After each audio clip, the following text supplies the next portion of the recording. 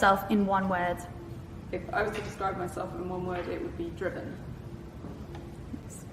What was your first ever job? My first ever job was working at a local castle. There is a very famous castle near me that was Henry VIII's summer home back in Thornbury, where I'm from. And I was a maid. I was literally a scullery maid at the castle when I was a kid. So apparently I was a kid in the Victorian era. But yeah, I was a maid at the castle. Love that. Where's your favourite place to work? So after we went through lockdown, we did a lot of remote working, and before we moved into this space here at Northern Lights, I did a big project at home to make my home office much nicer to work in and exactly how I needed it. So it's really lovely working at home because we do 2 days at home and 3 days in, but my favourite space to work is still the Matchstick office. I love the light in here, it's lovely. Yeah, it is. Very nice. What does success look like to you?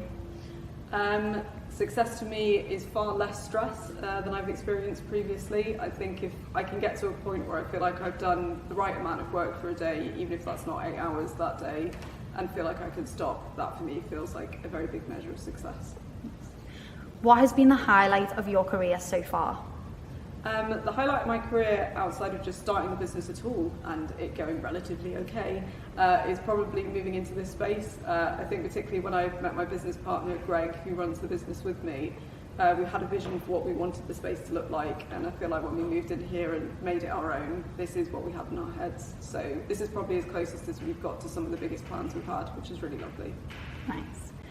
What's your favourite area of marketing? My favourite area of marketing is probably brand voice. I was sort of trained doing search engine optimization and content. Then I went to go work at an advertising agency in Manchester, and I studied creative writing as well. So a lot of my love for marketing comes from language and how language can flex and change. I think brand voice is probably the closest we get to poetry in marketing, so that's why it's my favourite. I love that. If you could only keep one social media platform, what would it be and why? It would probably be LinkedIn, because I find that Twitter still feels very angry at the moment. Instagram I find makes me feel terrible, not because of the images. I actually follow really lovely accounts, but my own usage habits around it are really unhealthy and unhelpful, so I delete it from my phone now. And it's terrible on desktop, so I never need to go on it. And yeah, I just feel like LinkedIn's probably my favourite. It's the one that's given us the best return as a business and me as an individual, so that's probably my favourite one. Who is your favourite person or brand to follow on social media? I really enjoy following Vicky Ross, who is a brand voice expert. She's at Vicky Ross Writes on Twitter. I just really enjoy following her feed because a lot of the stuff she posts, she'll sort of be out in the wild and she'll find really lovely copy on out-of-home ads or whatever.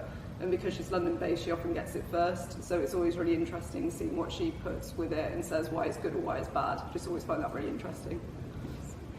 If you didn't work in marketing, what would your dream job be? I was trying to think of this the other day because I find it very difficult to imagine not working in marketing because it's the only thing I understand how I interpret the world is thinking about things and stories and trying to get people to do a thing that you need them to do. So I think I'd probably still be running a business, but I think it would be in a very different sector. I couldn't tell you what. It would probably be something customer facing where I don't have to deal with customers. It would probably be that. What piece of advice would you give to your younger self? You're doing better than you think. I think the pressure that we put on ourselves, particularly as purpose-driven leaders, is insane. The standards you have for yourself, your business, the impact you're going to have, your measures are very different to everyone else's. So it's very rare that we get to pause and think, we've actually done really well. This is good. This is what good looks like. It's not very often you get to enjoy that. So that would probably be mine.